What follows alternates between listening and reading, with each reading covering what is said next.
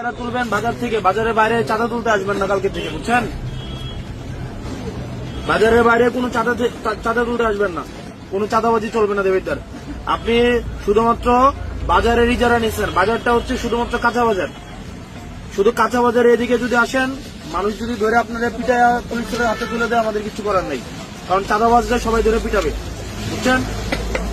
1000 নেতার চেয়ে এরকম একটা সাহসী হাসনাত আবদুল্লাহ কিন্তু যথেষ্ট।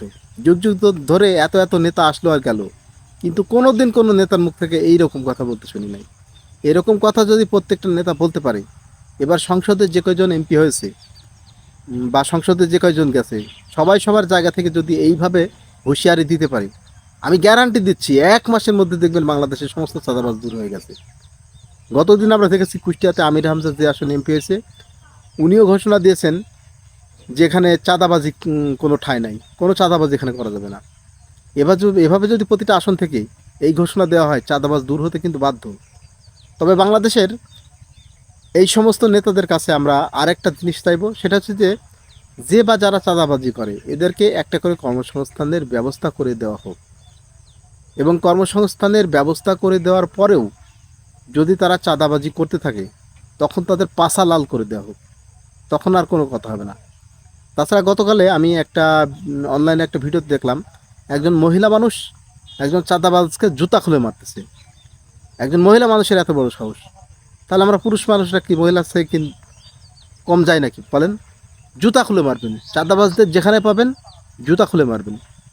আর কথা হচ্ছে যে চাঁদাবাজদের কোনো পরিচয় নেই, চাঁদাবাজদের কোনো পরিচয় নেই, চাঁদাবাজ তো চাঁদাবাজি।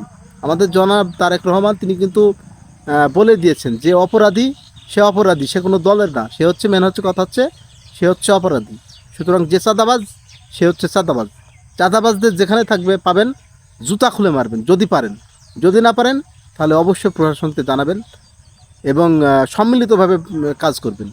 একজন চাঁদাবাজি করতেছে, সবাই চুপ থাকলে হবে না, সবাই একসাথে এসে চাঁদাবাজকে রুখে দিতে হবে, তাহলে চাঁদাবাজ দেখবেন বাপ করতে করতে পালাইবে, ল্যাজ গুটাইতে। সুতরাং জুলাই পরবর্তী সময় এবং ভোটের পরবর্তী সময় আমরা বাংলাদেশে আর কোনো চাঁদাবাজ দেখতে চাই না। আপনি একটা বিষয় চিন্তা করে দেখেন ভাই, একজন গরিব মানুষ কষ্ট করে 2-1 টাকা ইনকাম করে সংসার চালানোর জন্য, আর এই হারামজাদারা আসে কি করতে? টাকা দাবি করতে। হঠাৎ করে টাকা কি তোর বাপের? টাকা ইনকাম করতে কি পরিমাণ কষ্ট করতে হয় তুই জানিস? তোর বাপকে শুধাবি টাকা ইনকাম করতে কত কষ্ট লাগে। হঠাৎ করে এসে চাঁদা চাইলে কি চাঁদা পাওয়া যায় নাকি? এইসব চাঁদাবাজদের আপনার যেখানে পাবেন জুতা খুলে মারবেন, কোনো কথা হবে না। বাংলাদেশে পরবর্তী সময় আমরা কোনো চাঁদাবাজ দেখতে পাই না, শুধু জুতার বাড়ি হবে, কোনো কথা হবে না।